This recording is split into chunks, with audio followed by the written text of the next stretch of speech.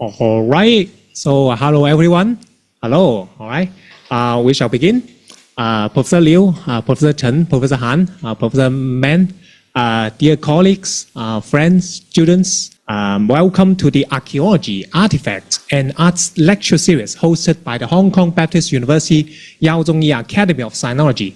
I'm Sammy Lee, an associate professor from the Department of History at HKBU. Today, we are very honored to have invited Professor Lothar von Wackenhausen to deliver a lecture for us. Professor von Wackenhausen is Distinguished Professor of Chinese Archaeology and Art History of University of California, Los Angeles, UCLA. He's a leading expert in the archaeology and art history of Bronze Age China. But in fact, his interests are very diverse. And his amazing language trainings, which everyone here will be surprised of how many languages he has mastered, have prepared him to select a variety of research topics and generated extraordinary research outcomes. One will be amazed of his long and important publication list, which includes, but is not limited to, Chinese archaeology, bronzes, bell music, social archaeology, archaeology of the sword industry, and economic archaeology, to name just a few. One cannot summarize his important contribution to the field in a brief introduction. But among his important publication list, two books are particularly worth mentioning, which also influenced me a lot. One of them is Suspended Music, Chime Bells in the Culture of Bronze Age China, published in 1994, Chime Bells, Chinese bronze bells. Another one is 宗子围城, Chinese Society in the Age of Confucius, the archaeological evidence, published in 2006. And 1 year after he published this 2006 book, 宗子围城, he came to Chinese University of Hong Kong to serve as a visiting scholar. During then, I took his social archaeology course and had a glance of the palace of Chinese archaeology. Since then, I've remained one of his disciples, receiving constant guidance and instructions and inspirations from him. And this is my honor to introduce him today. He was educated at the University of Bonn, Peking University, Kyoto University, and Harvard University. And he received his PhD in anthropology from Harvard. He taught at Stanford University and the University of California, Riverside before joining UCLA. Professor von Wackenhausen has been co-principal investigator of UCLA Peking University joint project on landscape archaeology and ancient sword production in the Sichuan region, and currently serves as instructor of record of the International Archaeological Field School at Yangguanzhai in Xi'an. Today, the topic of his lecture is the monumentalization of Chinese writing and the rise of the art of calligraphy. During this lecture, Professor von Wackenhausen will explore the fundamental changes that occurred in the physical appearance, usage, and display of writing during the final centuries of the pre-imperial era. He will discuss how archaeological finds reveal an increase in the variation of the physical size of written graphs after the middle of the first millennium BCE, linked to the socio-economic transformations of that time. This monumentalization of writing was a significant factor in the rise of calligraphy as an autonomous art form during the first millennium AD. Now may I give the floor to Professor von Wackenhausen. Thank you, Sammy, for this overly generous introduction, and thank you, Professor Zhenzhi and the Institute and everybody here for making this very brief stay in Hong Kong so very agreeable. I especially would like to extend my thanks to Director Ng and Dr. Wang from the Palace Museum Hong Kong, which I was fortunate to visit this morning, and where I'm still completely overwhelmed with the richness of impressions taken there. Well, and now you have already heard lots of complimentary talk about me from Sammy, but I'm afraid I am going to take quite a risk today, talking to you about some rather immature ideas I've had, which I would be interested in hearing your reactions to. 我今天会讲一个非常简单的问题，非常愚蠢的一个想法，也许不正确。在考古学，其实考古学方法有一个就是最要避免的事情，就是 the dataist fallacy. That's what we learn basically during the first semester of archaeological training. You can't simply say because the data look like this is what it was. You always have to assume that there is part of the reality that you are missing. And I may quite possibly be committing the dataist fallacy today for you, because I'm going to sort of claim that what you see in the record may actually be what there was. And the argument that I'm making, that I'm trying to make, is that, and of course there are probably exceptions, that, but for the most part, in mid first millennium BC China, so before the great economic transformation that occurred in the late springs and autumns to the Warring States period, Chinese writing was restricted not only to rather small groups and a relatively restricted range of usages, but that it was also physically small, and that the occurrence of Chinese characters that were more than just a couple of centimeters large was actually part and parcel of this important economic transformation, which led, and this of course, I mean, if the argument is correct, this would be of great importance historiographically, which would have led to the emergence of writing into the public sphere, where I would argue that it probably wasn't before. There may not have been a public sphere either, but that's another question. In any case, so I'm going to tell a very simple story, which will be illustrated with slides of images that will be familiar to most people in this room. Nothing, no new materials here, and just some mental associations to them, and maybe we will leave some room for discussion afterwards. 而且过一会儿这个讨论当然也可以用汉语。Yeah. So. When you look at the epigraphic record of Chinese writing from the late Shang dynasty, which is the time from which we have any significant remains thereof, you might be, although very few people seem to have been, struck by the fact that the elements, the components of ancient inscriptions tend to fall within a relatively limited size range. Very few of them, in fact almost none of them, be it the oracle bone inscriptions or the bronze inscriptions, which are what we mostly have from the Shang and Western Zhou dynasties, are larger than maybe a centimeter to a centimeter and a half in width, and up to perhaps 2 centimeters in height. So if you look at the oracle bone inscription on the left, which is one of the so-called display inscriptions, presumably or thought to have been carved with the consideration of making it appear salient and visually striking to those who were able to see it, you can see that there are these various characters. They're all of the same size and approximately the same size, and the size is what I just said, about a little more than a square centimeter per character. And the same is true of these bronze inscriptions. And the reason is not that there isn't more space available. The inscriptions in general, and that's an interesting fact about early Chinese epigraphy, which doesn't apply to epigraphic remains necessarily in other civilizations. They don't try to fill out all the space that is available. They often leave a lot of empty around themselves, with leaving the characters in one standard size.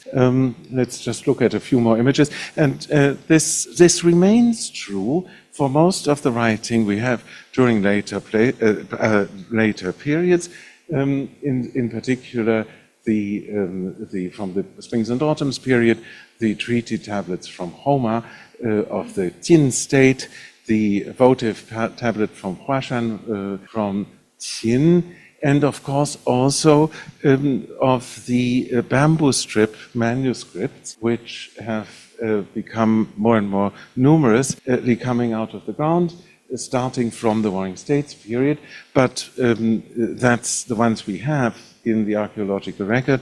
It seems that bamboo strips or wooden strips of this width may have been the main medium of writing in earlier periods as well. I'm not telling you anything new when I say that. This seems to be commonly accepted, although none have been found, unfortunately, from the period before about 500 BC. Here I'm not committing the dataist fallacy, because I am assuming the existence of something of which we have only very indirect evidence. One of the indirect evidence is this character "ce", which has been interpreted as a pictogram of a bundle of these strips that are tied together with a string, and there are examples of that in the archaeological record. This appears in many inscriptions. So if this interpretation is true, then of course that would be proof that indeed there was this kind of material in the Shang, as early as the Shang period, although there have been some dissenting opinions about what to make of this character and also of the meanings of this character. So I'm mentioning it only as one possible indication.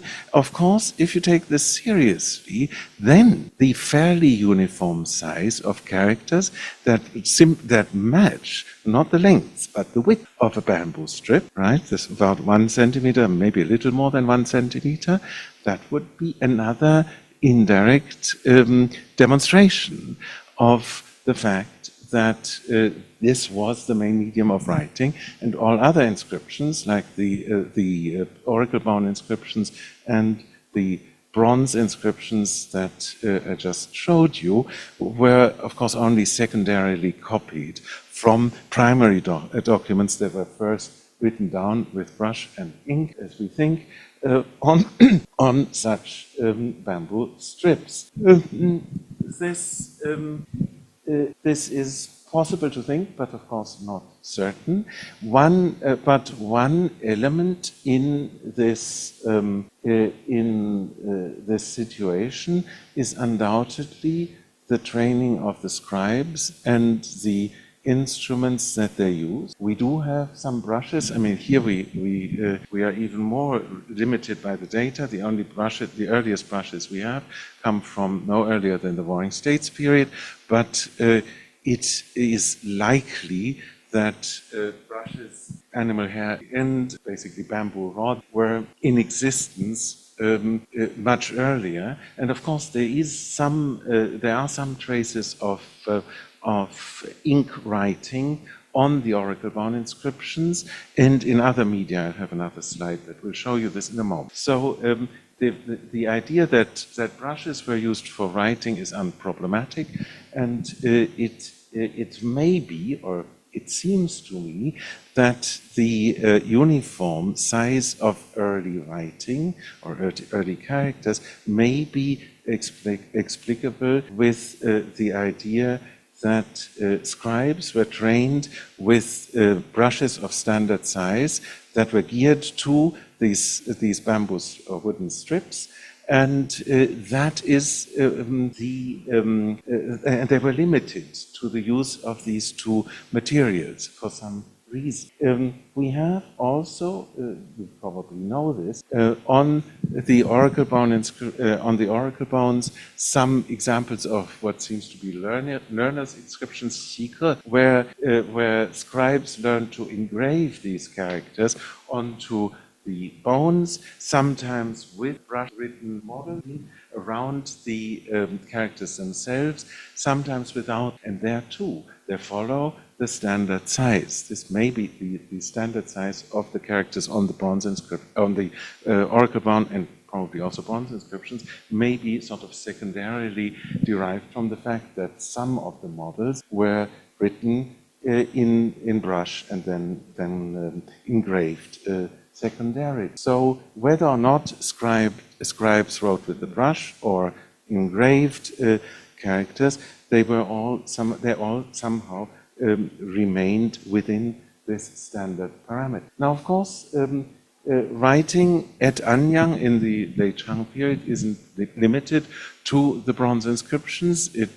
There are limited remains of it, also on other media, the pottery shirt, and a couple of examples on stone, where the characters are in fact written in brush, look exactly like the ones in the bronze, the oracle bound and bronze inscriptions from this period. And again, the size remains within these parameters. The great oracle-bound scholar David Keighley is the only person I know of to have looked at this in a systematic way and to have had the persistence, perseverance, and I might even call it doggedness to sit down probably for a month to actually measure with a millimeter scale the stroke length in oracle-bound inscriptions based on original size rubbing, published in time.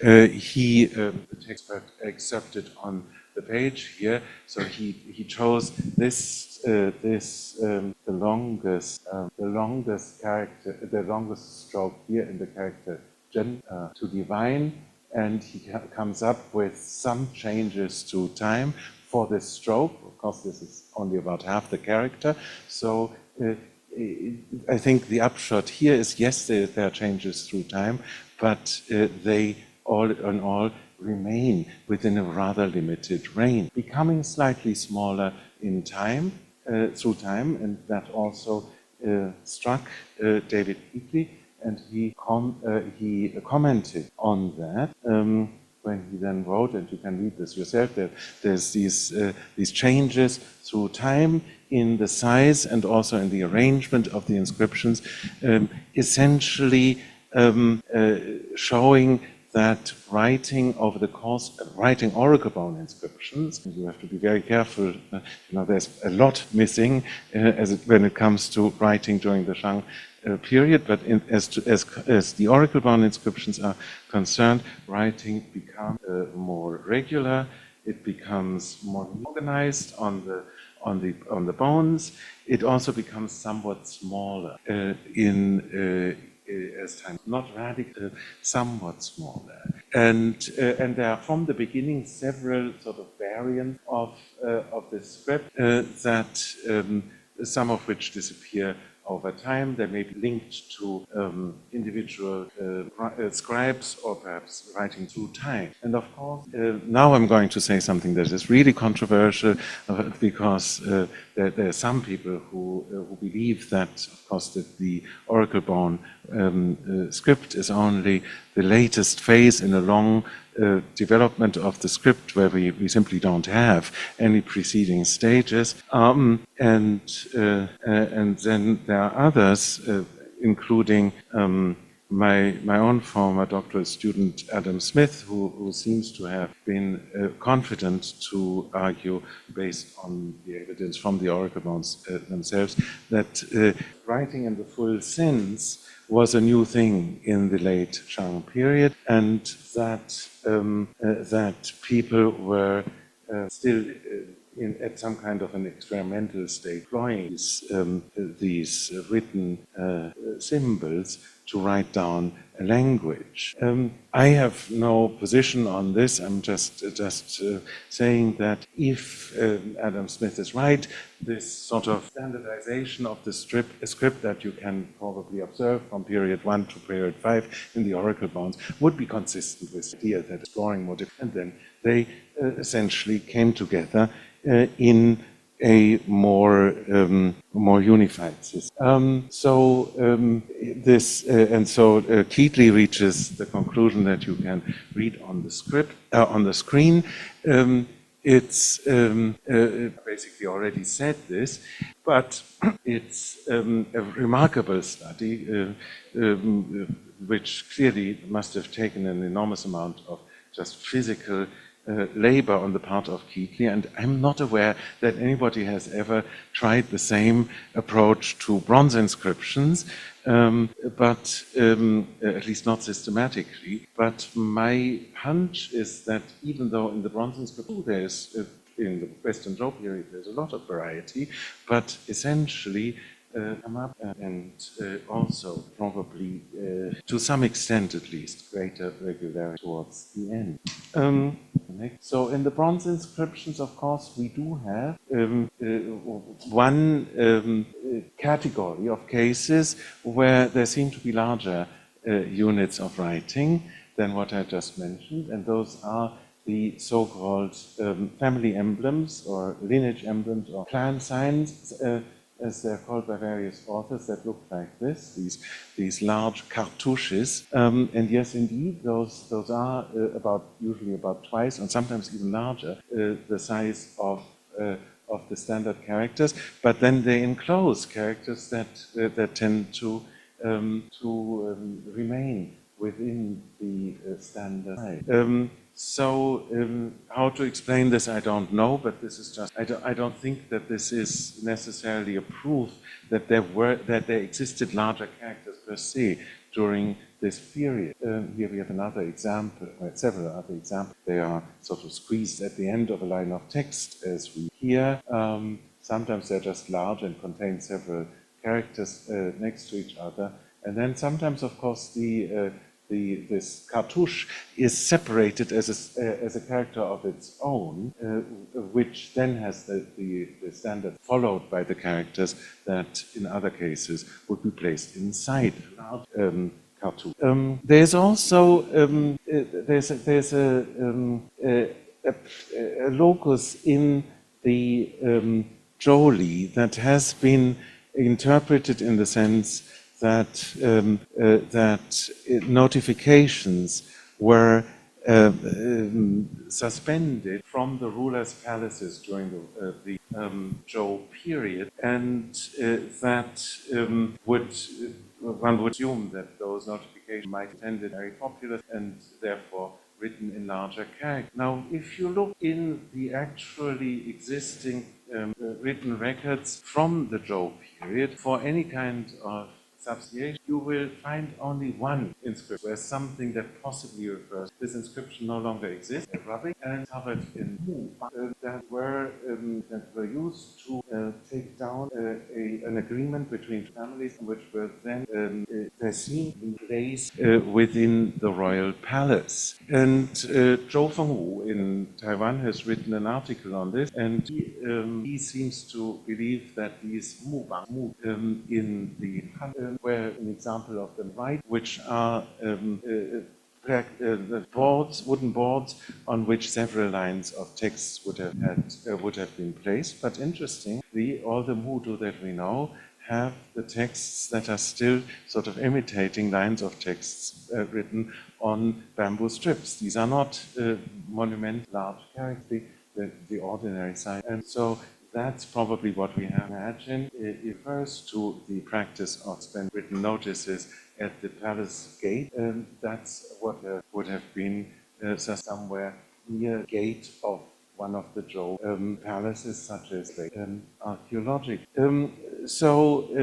This idea that writing played a role in the Western Zhou period for the ruler to communicate with his literate subjects is probably fallacious. And or at least there's no evidence that would seem to suggest was other.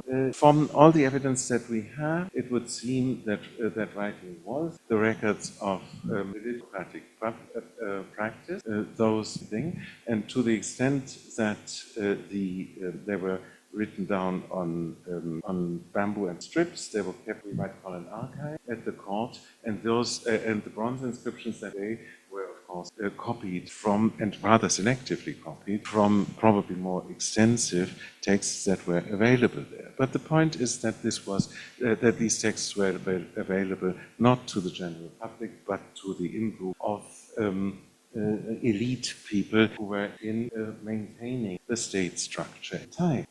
This does change when we go to the late springs and autumns and Warring States period, when we suddenly see very few, but some examples of inscriptions on the outside of vessels. Yes, that's another inscription. Early enough, most on the inside of the vessel, difficult to accept for the direct act, not. And whether or not, I am right, what I've written in the past about these inscriptions being meant for communication only to the ancestral world, or whether they had more wide audience is irrelevant in this case. But in any case, they are not widely disseminated. But here you can see sort of that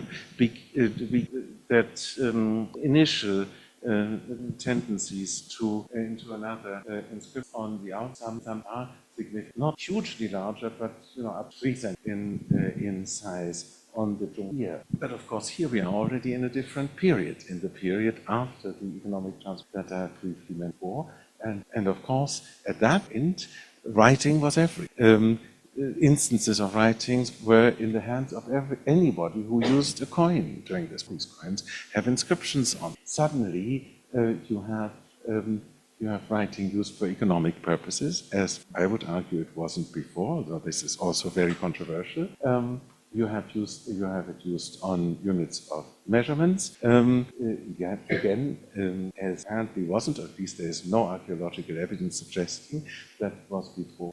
We have seals coming into use. There are some from the Shang Dynasty, but extremely few, and probably not of the same kind of functions that we have in the Warring States period. So we have those. We have seal impressions on ceramics in very large number from the Warring States period, virtually none, or in fact none from earlier periods, indicating, of course, the use of writing in administrative contexts. This is a large topic. I mention this only in order to contextualize what I'm really interested in this talk, namely the possibility of characters to become large. Here they are still the same size as before, nothing new here, but let us look at some other. Here's some more examples. This comes from the same cemeteries. You can see that these rather poor people buried at the Tiaozun's home had access to coins with writing, to seals with writing on them, and also had pottery vessels with these sealed impressions on them.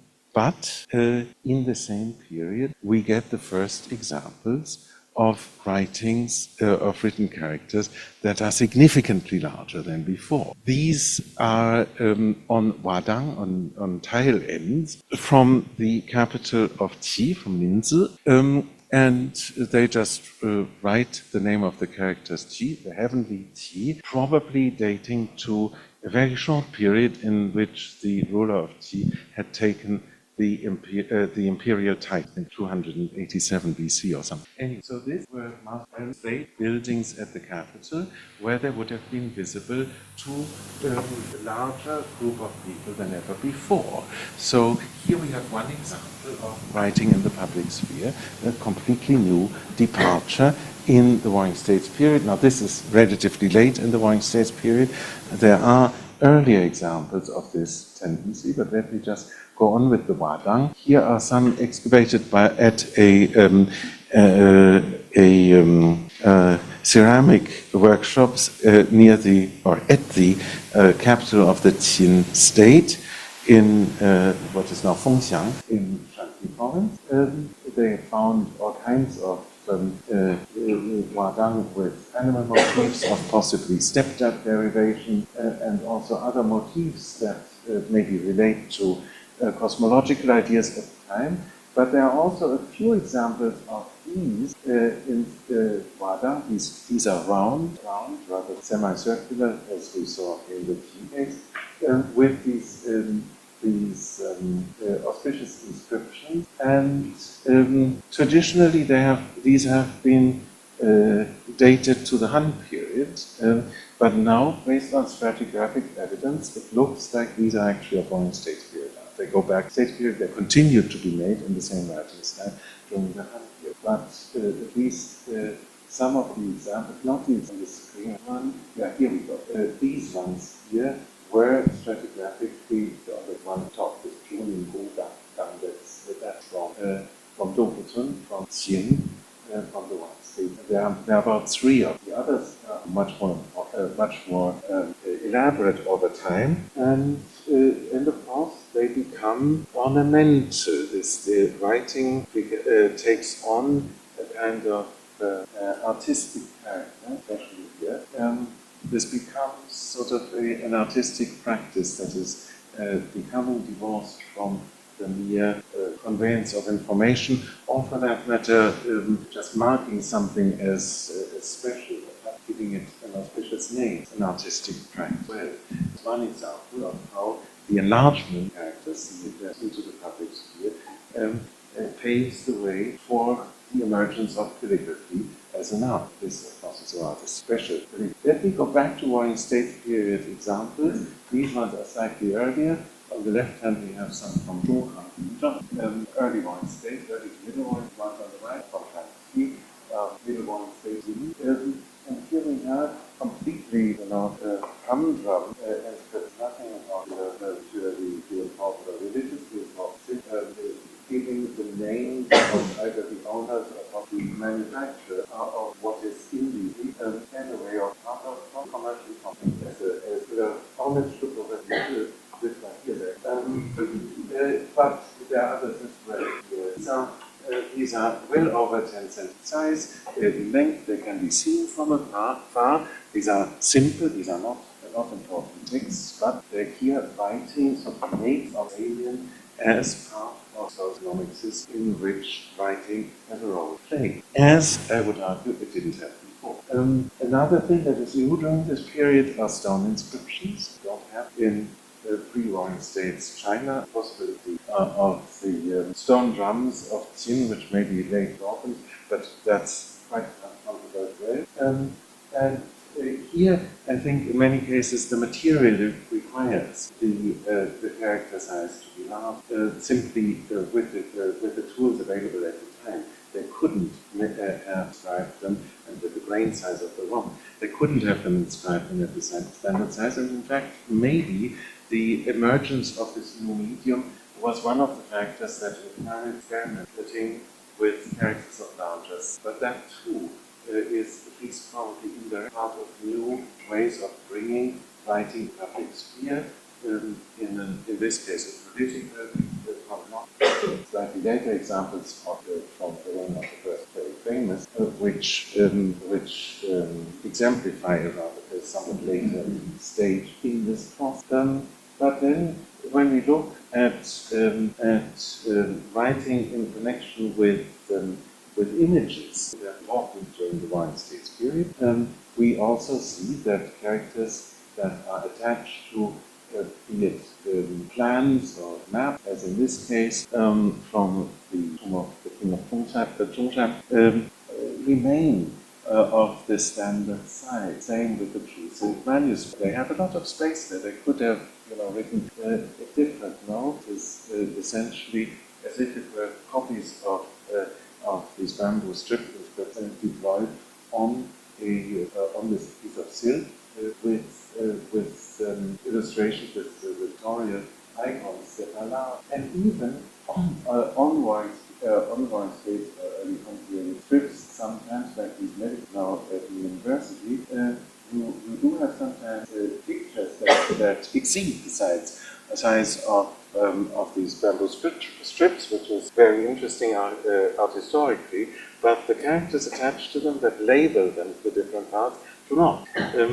Nobody seems to have had the idea of extending a character across several widths of stroke, which would be entirely possible, in fact easier than what they did the illustration. Here too, on the lacquered wooden box from the early Warring States period tomb of Marquis of Zhang, you have characters surrounding the symbol of the Big Dipper. Sometimes that symbol itself is read as a character. I don't want to go there, but look at the two sides of this box, which are often ignored by the onlooker. There are these painted configurations, which Professor Levy has convincingly, in my opinion, read as monumentalized individual characters, having to do with the astrological contents of the pictorial rendering on the cover. These drastically traced are two astrological phenomena more. And these are interesting because, of course, these are not written they are not engraved like what we had bottom vessels. They are not stamped or mold made on the wada, but they are painted with a brush, but not with a writing brush. They are painted with a painting, which would suggest that what might have been a categorical separation of painting on the one hand, which goes back all the way to the Neolithic, and writing on the other. Strict practice using brushes and writing media of a standardized style had come apart. And from this period onward, we have examples of characters that were no longer written, but that were painted. This is another indicator that writing had entered, at least potentially, in an artistic practice that no longer served for the conveyance of content, but was pursued for aesthetics. This would be, in my opinion, a very convincing example of that. Now, of course, some of you acquainted with the archaeological record will object and say, well, we have this back in 2000 BC, where some of the pictorial symbols that are thought incorrect to be precursors of the later now written on the outside of vessels with what is clearly not right. And my objection to that I think this is clearly the writing as a restricted art with standardized implements did not yet exist. In any case, there was no writing system. These were just individual fuhao symbols that may have been associated with individual words, or not as text or everything. And so, yes, this may be readable as Professor Omsche believes, as when the cultivated city, the autonym of the Xia dynasty. Wonderful idea, very attractive in many ways, but it probably doesn't mean that the same kind of intellectual jump that we see in the painted characters of the clothes box from Mahdi's tomb had been made at that time. To the contrary, they regressed from that. Probably separate once they got around to devising a true writing system. They separated this out as a separate practice and then merged it with painting again at a later stage under specific socioeconomic conditions that made this meaningful. Yes, and you do have, of course, monumental appearances of these kinds of symbols elsewhere in the Neolithic record, even earlier at Darenko. In this case, not painted, not produced with a brush, but engraved. So as these early symbols are concerned, they could be rendered large, and this probably needs to be explained in a Neolithic context, but you also have to explain why, this ceases, this sort of ends in the when it comes to the late Bronze Age, when full writing comes into existence, and apparently for at least half a millennium, there's nothing of the kind. And by the way, this is not the only thing that ends. I've written another article talking about human depictions, of which we have a fair amount in the Neolithic, and then suddenly an apparent taboo in the mainstream Shangzhou tradition before the Warring States period, with, of course, significant exceptions like Sanqing, but that's probably not part of the main Shangzhou tradition. So there are certain cultural, I suppose, habits that are established after the Neolithic that remain relevant until the great economic reform or revolution of the first millennium BC, and which then get overthrown with the rise of a new kind of social system. Part of this is also the rise of new instruments, new writing medium, paper, which takes a while to take hold, but eventually we have it. And then, of course, in the Han period, you do get monumental-sized characters on silk, like here on this badge, excavate badge, and eventually you get, you are all familiar with calligraphy in all kinds of styles and sizes, written on paper, which is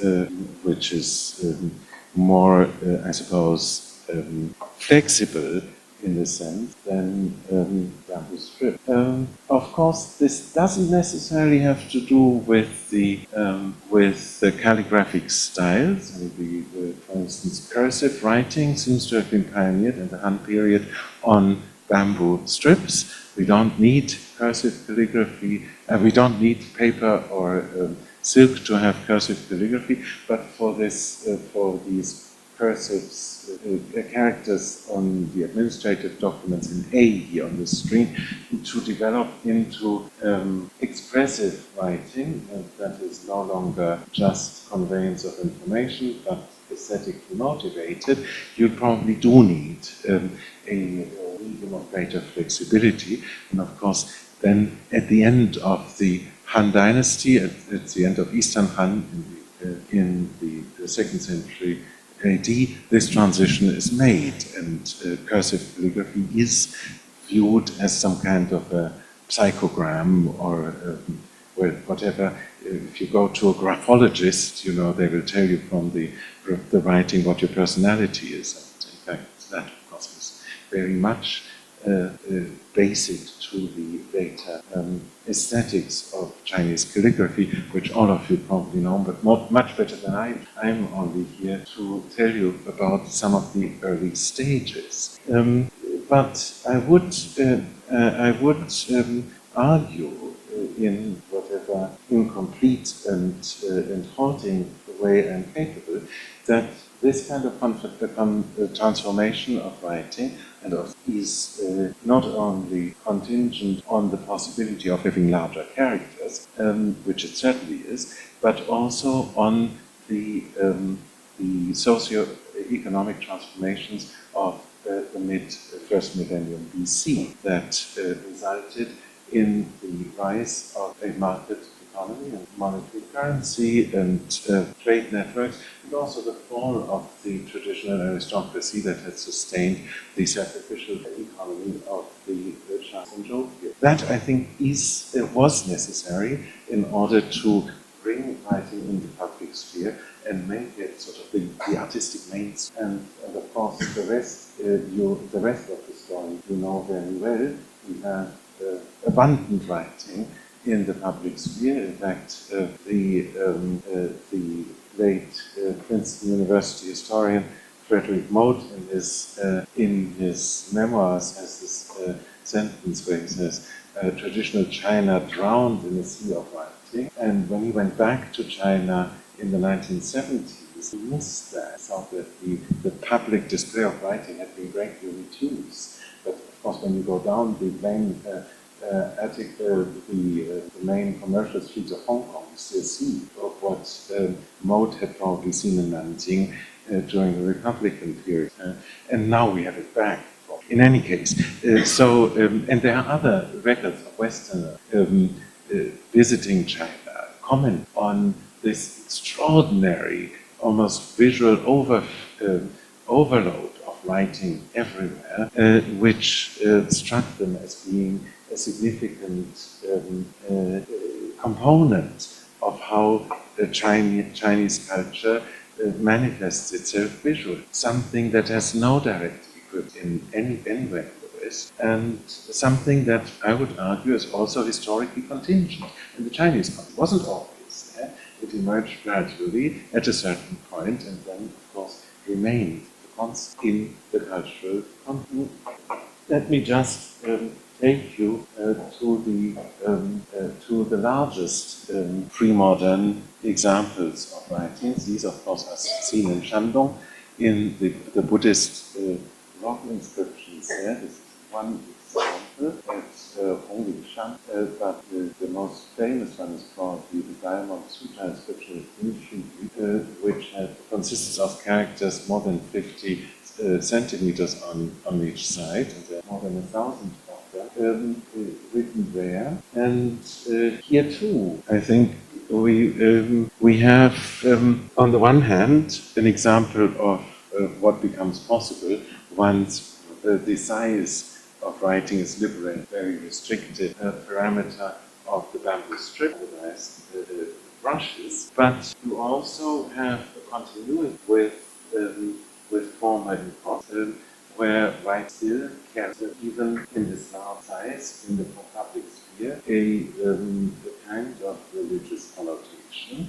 And in fact, Caixu was the equivalent of a built pagoda, and it was circumambulated as a pagoda would be. In fact, it is again now the community of worshippers in the area that does this again. And the same kind of salvific effect could be obtained by doing that than as in the case of circumambulating a pagoda. Essentially, the entire text, the sutra would be activated by this act of circumambulation. So text still could retain, even in this kind of graphic mode, a religious connotation that, in a sense, links up to the very earliest stages of China. And of course, this is something else that you don't have anywhere else in the world. When Le Corbusier writes Marie on the stained glass of his chapel at Fonchamp, he doesn't mean that the name of the Mother of God is somehow the equivalent of an image of her, that you would pray to this, to this ritual. He just evokes her as a spiritual presence, and maybe reminds the worshipper of her. Whereas here you have, this is not too far from here, in Xi'an, a 4-meter high character of the Buddha's legs as a stand for the Buddha, and able to be venerated. Of course, there too, the calligraphy gets this additional force of being able to embody, as it were, the sacred. Not only the sacred name, but the sacred and the spot of the veneration. But that too, I think, will have linked up with the transfer in the monumentality of Chinese writing that occurred as part of the socio-economic, of Zhou period, and which led to the liberation of writing from very limited concerns. And I should take questions. Thank you very much.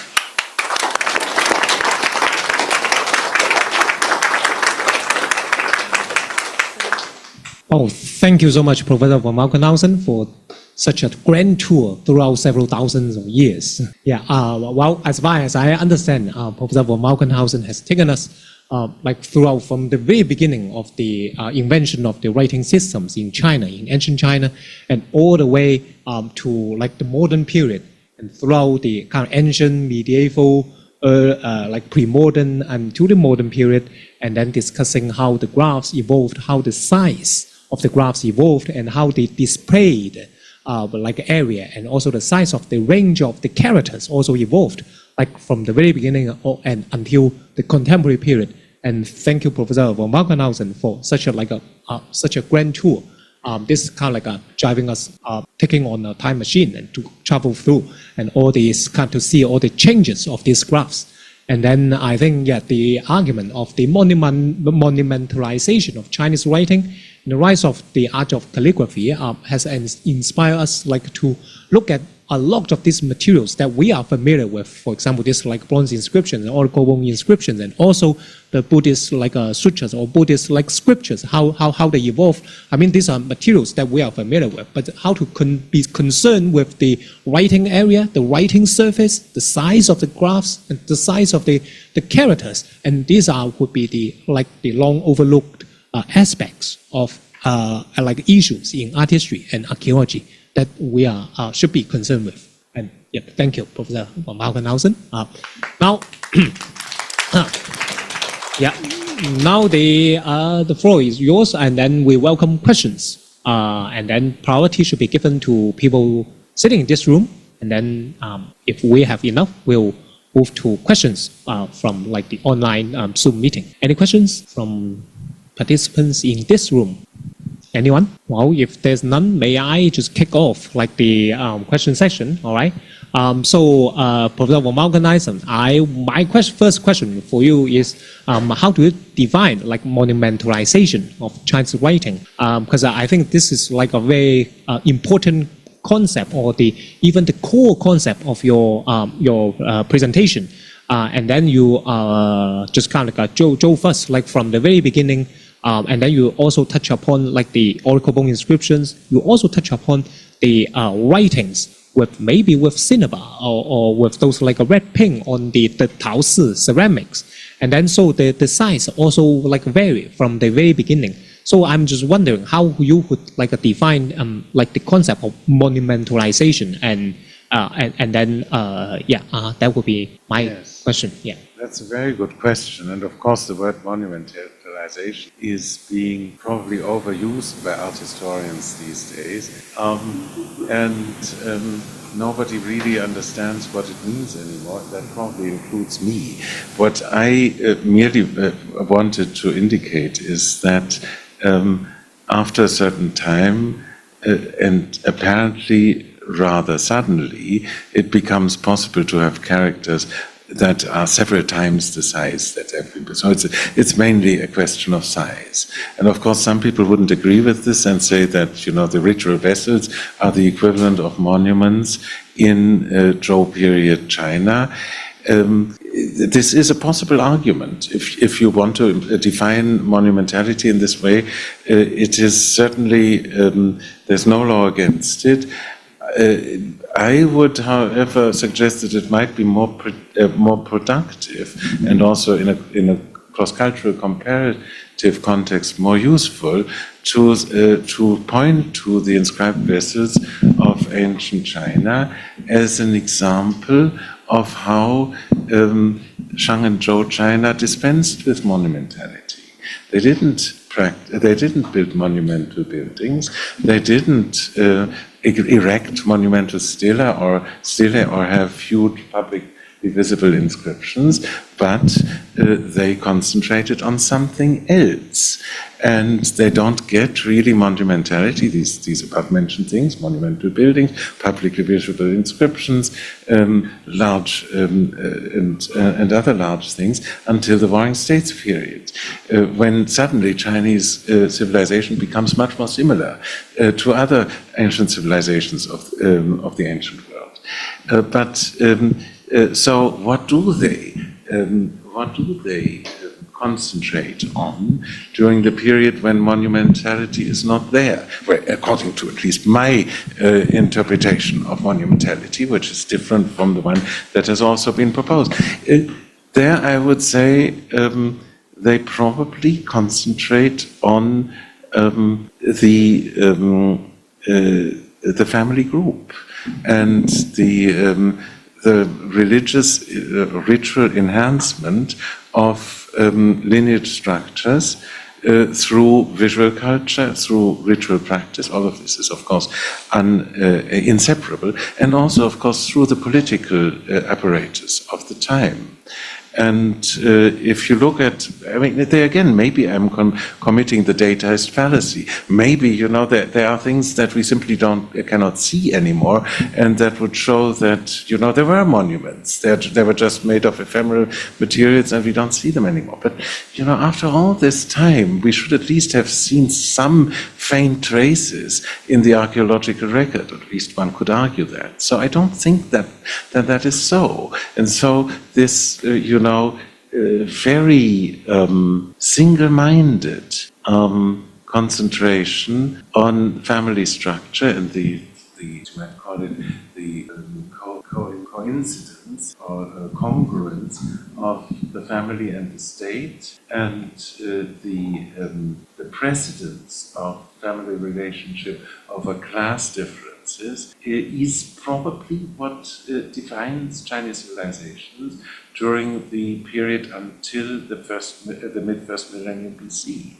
And in a sense, that is, of course, described this in greater detail in Zongzi Weichang. And the economic reform of the transformation of the mid-first millennium BC does away with all that.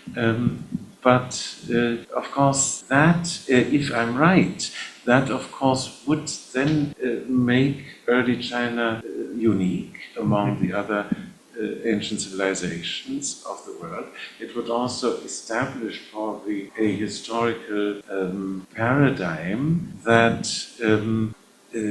which we know was used in later intellectual history, especially by adherents of Confucian philosophy, but not only by them, but by others as well, and which of course it would be easy to call fictional, but it may actually have existed until during this.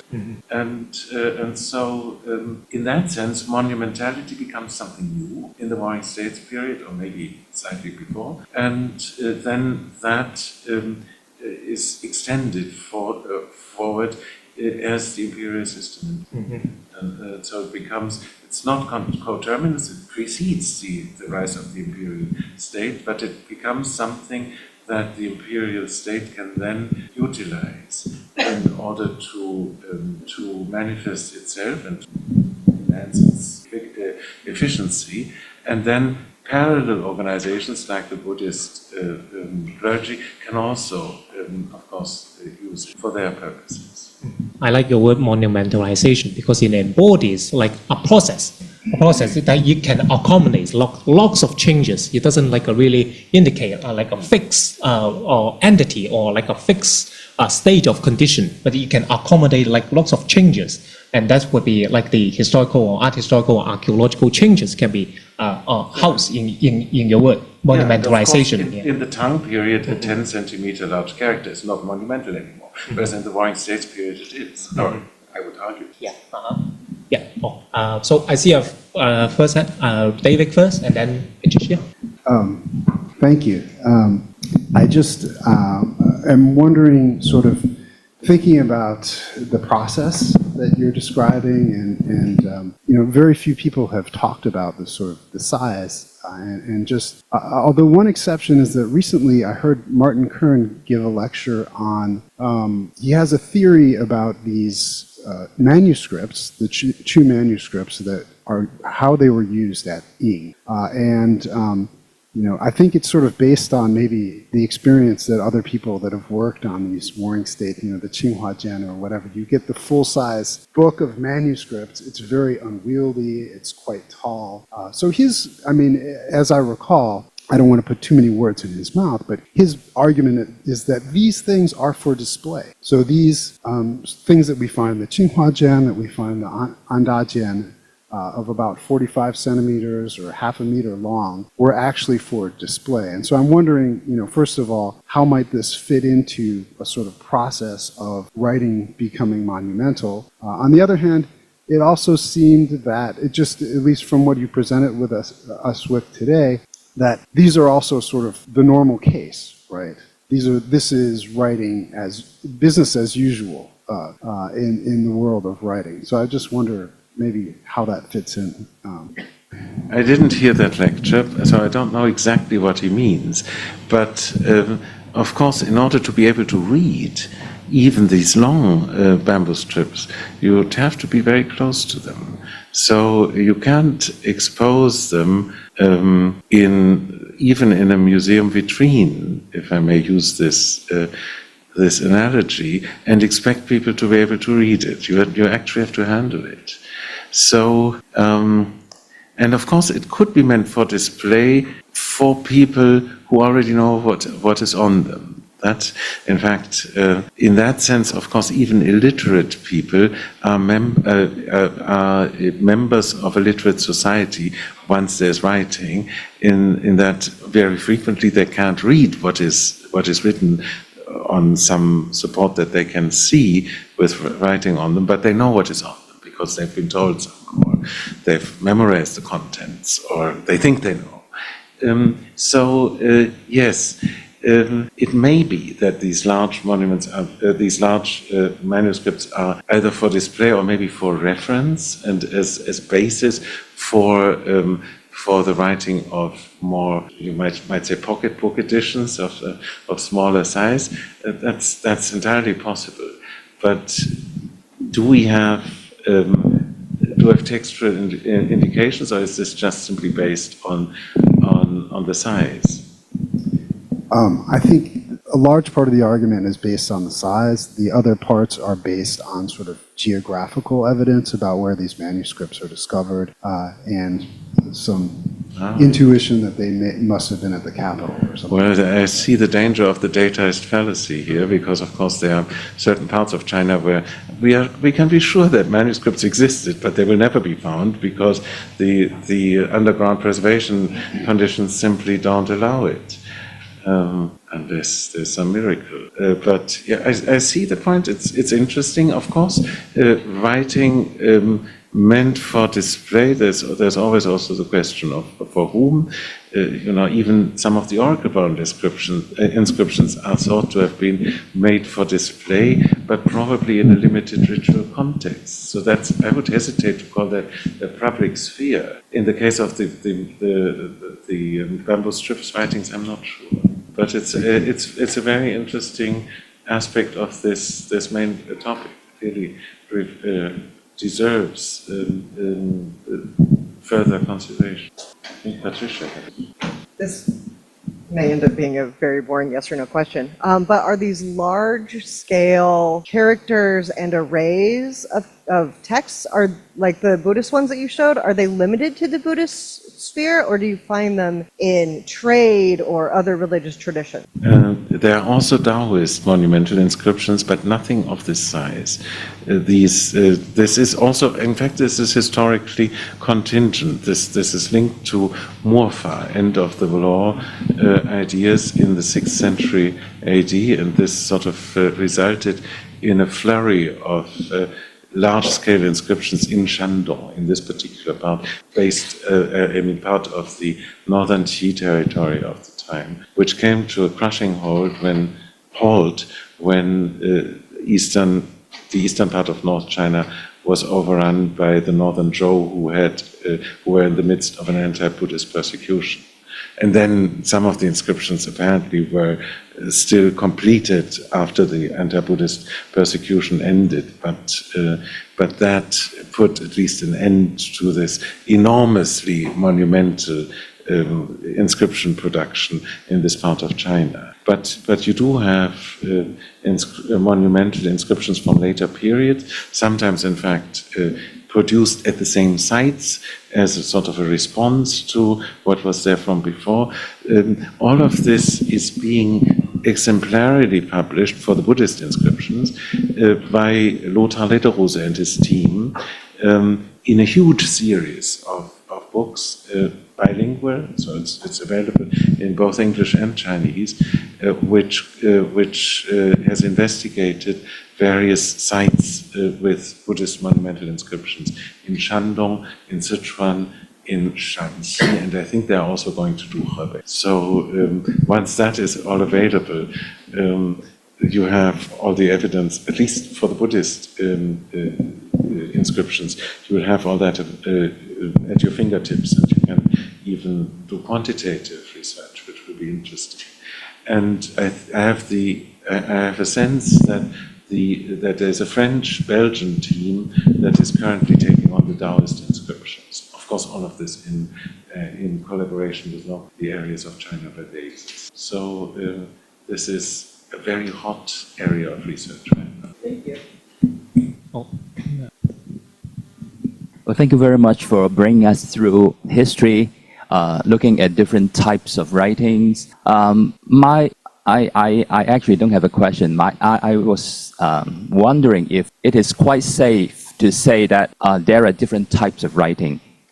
For pre-warring state period, the character size are much smaller, and also the focus is on functional aspect of writing, like inscription on ritual vessels, like an oracle bone script. Those kind of things are very functional. So by functional, I don't mean that they are not aesthetic. They are both functional and aesthetic. And also the pre-warring state period, we can also identify a lot of very, very small characters writing that is very artistic. So would it be safe to say that in different period, we have big characters, large characters, smaller characters? It depends on the function of the writing. Now you show us Huaishu, the autobiography. Now those are really large characters in wild cursive script. So this is like very, very artistic aspect of calligraphy. But something I remember the Buddhist Sutra from like the Jin dynasty, from the Tang dynasty. Those characters are very small, okay, but they are very beautiful. So I was wondering if we could safely say that. So we have different types of writing, and then perhaps it relates to the development of society from more like a relatively simple society to more complex society with the needs of people to explore into like the different aspects of writing. So we can see this trend of developing this monumentalization of calligraphy or Chinese writing or for public display. Yes, this is more or less the argument I was trying to make. And in fact, one thing I left out because I didn't think I would have time was the rise of ornamental scripts, which, the Niao Chongwen, which begins just about this time of the economic transformation.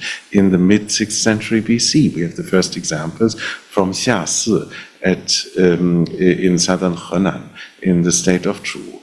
And as in other areas, I think this incipient tendencies of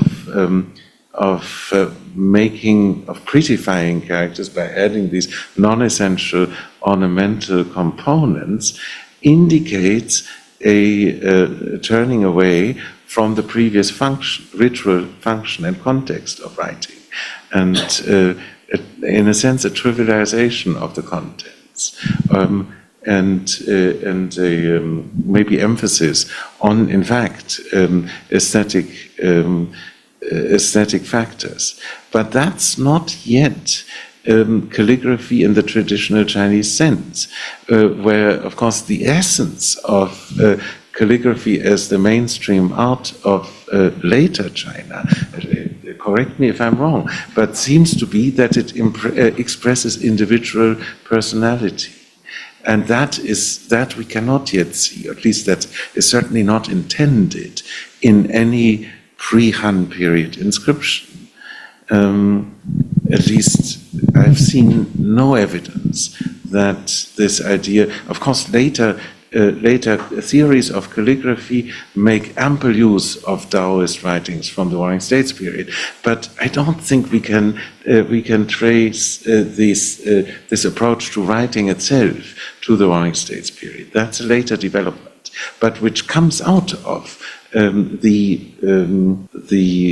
foundations laid from the first millennium BC onwards.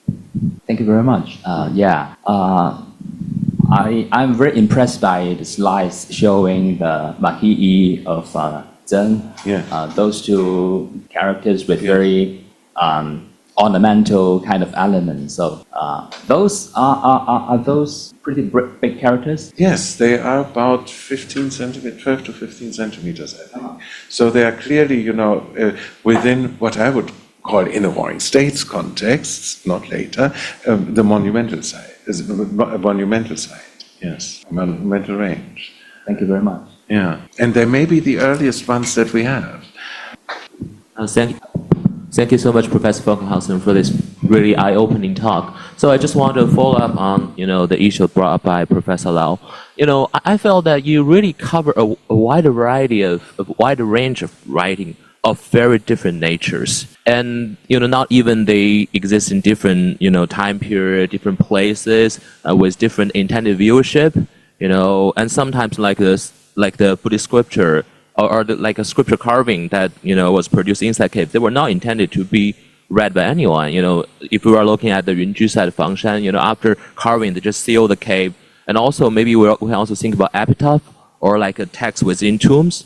And also I noticed that many of the the type of writing that you mentioned is of some kind of functioning some kind of religious context, some kind of performative speech. So I wonder if you can talk a little bit about whether or how you understand whether the materiality, the framework, the context, or the function of the particular type of writing would drive or make a change on the size or of the writing. I'm just thinking about that. Thank you. Excellent question, and the answer is basically yes, it certainly does. And the range of examples we have so far, especially from the first millennium BC, is still relatively limited.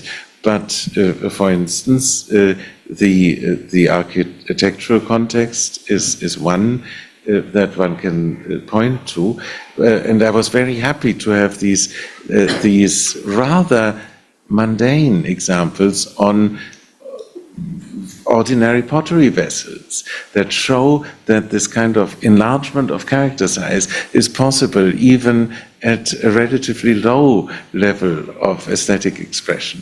So yes, of course, it does depend, and the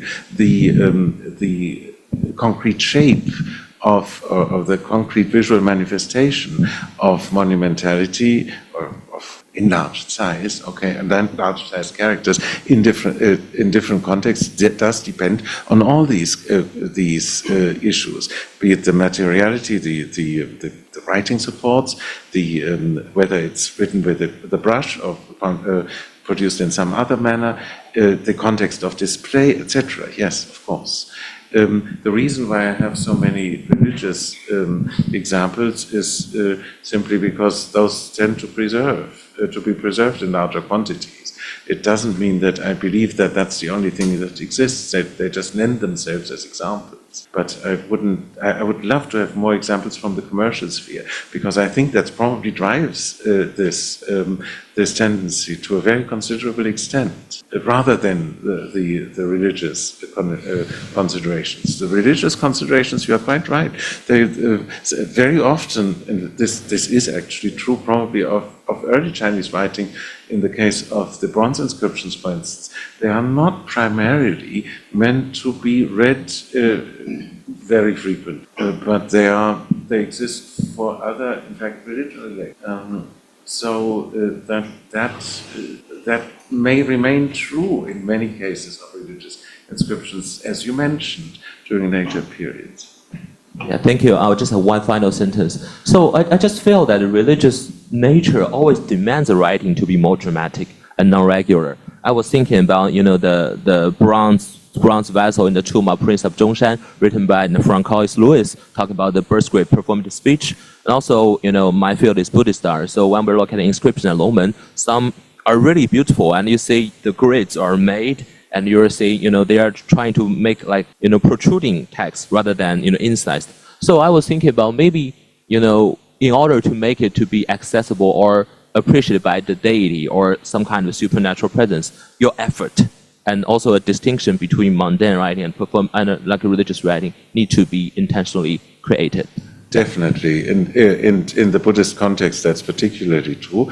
On the other hand, of course, the Buddhist inscriptions also address to a large extent a public that might not have been literate, that knew what was written there, but not because they could read it. So that's another sort of wrinkle in this entire picture. It's very complicated. I'm not sure I'm up to the challenge of ever writing a book on this topic, but to the extent that it is relevant to my forthcoming book on the economic archaeology of late pre-imperial China, I've thought that I needed to at least point out some of the basic tendencies. But you are right. You are of course right about Longmen, and also that applies to the monumental inscriptions in Shandong as well. Wow, this is a topic full of interesting ideas. Well, maybe not to overburden the speaker today. Maybe we'll only allow one more question. How many hands do I see? Wow, 3 more. Wow. Yeah. Well, maybe. Yeah, 3 more hands, and maybe we can only allow 1. Yeah. Oh, okay. Yeah, if you are okay, yeah, you want to like a handle, or maybe we can ask the 3 questions like all together, and then so Professor Wolfgang can address them all together. All right. So maybe 1, 2, 3, and then they can raise the questions in a simple way. All right. Yes. This first. Yeah. Thank you very much, Professor Fulgenhausen. I think it's very impressive talk. And, like in the Chinese theory that some people usually say like painting and calligraphy are the same thing, like 书画合一, right? But we know that they are different especially from archaeological perspective. They have different origins. And I think one of the reasons is that they share the same like a tool, like a brush. And also later in the literature painting, which is like a calligraphical quality, usually enhance the aesthetic dimension of that. But I think calligraphy as an independent form, maybe the so-called decorative quality or the so-called like pictorial quality may damage it as an autonomous art form. And I think that's probably related to your argument that you are arguing that during the first millennium that calligraphy became an autonomous art form. So this is related to my question: how to regard, you have, the so-called ornamental writing you have shown to us, like in the Anyang period, the so-called logogram or emblem, whatever, to define that. So can that kind of writing be defined as calligraphy or not? Because calligraphy, I think, in a loose definition means artistic writing, right? Like in the Maya case, in the Egyptian case for display, the writing for display. I think some scholars would regard that also as calligraphy. So so this is my question. Thank you very much. Okay, maybe we move to the second question. And then so Professor Von Malken, you can address them all together, or you can choose one question to address. All right, it's up to you. Not to overburden the speaker today. All right, yes, please. Okay, I'll risk ramble a little bit because my question is actually not very well thought out. So it centers around the idea. I was wondering whether you could clarify the concept of public sphere and to put it in a long-winded way.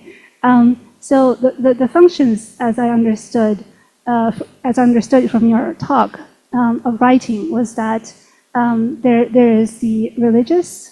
To keep ritualistic or bureaucratic record, which were one and the same in the early period. And secondly, for public display. And third, for communication purposes. The expressive function is irrelevant because it comes later. So and so those are the three main functions of writing that you mentioned. And in terms of spheres, there is the commercial sphere, the political sphere, and writing also functions in religious sphere. So I was wondering if you could clarify how does public sphere map onto those functions and those three spheres?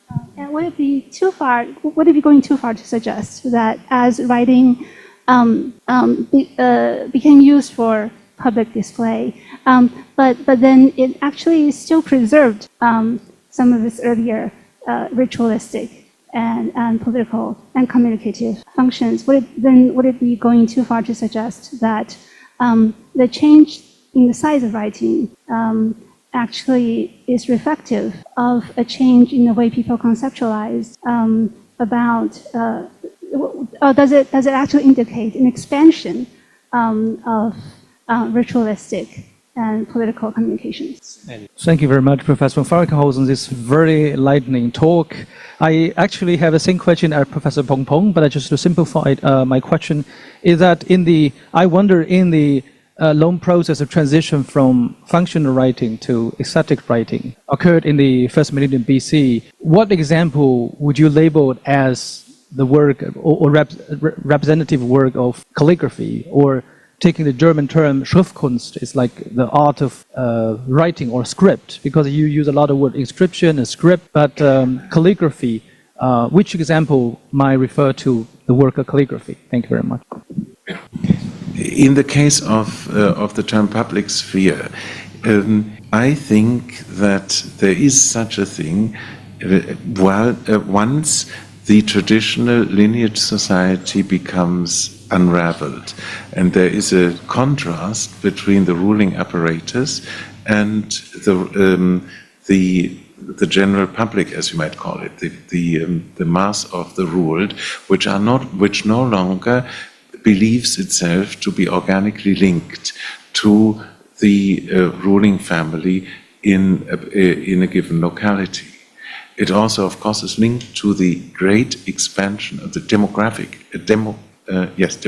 expansion. So a larger population facing a smaller or relatively smaller ruling apparatus that governs it no longer through essentially the manipulation of kinship ties, but through anonymous bureaucratic mechanisms. So at that point we have essentially a public sphere, a population with which the state organism has to communicate in some ways.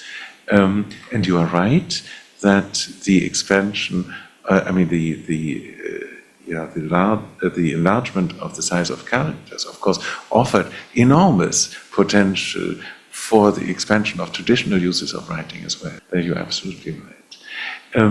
And if I understood Peng Peng's question correctly, you were pointing out that, of course, these ornamentalized writing styles, you can go to, for instance, a street fair or a temple fair in China, even today, and there's going to be a writing master who will write your name in Niao Chong's Shu.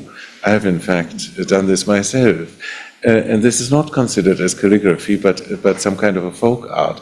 And serious calligraphers who see this will feel embarrassed by the very existence of this writing practice, and will consider it probably far removed from the realm of art. Of course, this is in the eye of the beholder, and those people who feel. Who have tried to write the history of calligraphy as an art form in China have certainly traced it all the way back, not only to the oracle boards, but even to the Neolithic, Fuhao. And this is not illegitimate. There is some connection here. And you could say that the rise of ornamental scripts in the late springs and autumns period has something to do with the emergence of a sensitivity to writing as an aesthetic form. You could take it even earlier. You could look at certain bronze inscriptions or these clan signs, so-called clan signs, as an example where clearly, visual considerations were relevant in making for this particular visual result. The name of Fuhao written on her bronzes, with the doubled Nüzepang, clearly shows that this is a concern. And you could call this already calligraphy if you want. In that case, maybe Fuhao's name on her bronzes is the earliest work of calligraphy if you want. But of course, according to traditional or later Chinese calligraphic theory, the true essence of calligraphy is the use of writing, not only not to convey meaning, but primarily as l'art pour l'art, as art for its own sake, and as an expression of the inner self. And that you only get in the late Han period with the works that I showed, the work that I showed you, which of course we don't really know what it really looked like. This is a later sort of imaginative recreation on a stone inscription. Who knows how they wrote calligraphy at that time? But apparently by then it existed, and it is of course also linked to intellectual and religious trends during this time. But somehow it has stayed with us until then, throughout all the other changes that have taken place. And so in that sense, the earliest work of true calligraphy is something we can no longer see, namely the works of these late Eastern Han masters of calligraphy, which have been reimagined for us by whoever engraved them into stone during much later times. But that to use another German word, the Urtyp, the primordial type, is usually inaccessible in any form of art. Well, I think Professor von Malkenhausen's lecture today is a process of monumentalization, the art of writing, from the very beginning, from the smaller characters to the larger characters and to the much larger characters. And then participants' questions from the very beginning, all right? None. And then after warm-up, and then to the stage of making this classroom, all right, infused with active discussion. And then Professor von Malkenhausen's ideas, all right, from the very beginning, all right, brief introduction, and then elaborating into a much larger discussion topic. People online haven't even had that chance. All right, so for this demonstration of the process of monumentalization, let us once again give a big hand to Professor von Malkenhausen. Thank you again. Thank you. Yeah. And then we all look forward to your future participation in the rest of the lecture series hosted by the Yao Zhongyi Academy of Sinology. Thank you, everyone. I will see you another time. Thank you, Professor von Malkenhausen.